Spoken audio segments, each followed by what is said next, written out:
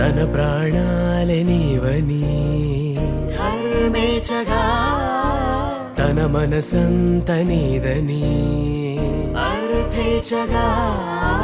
తన వలపంత నీకని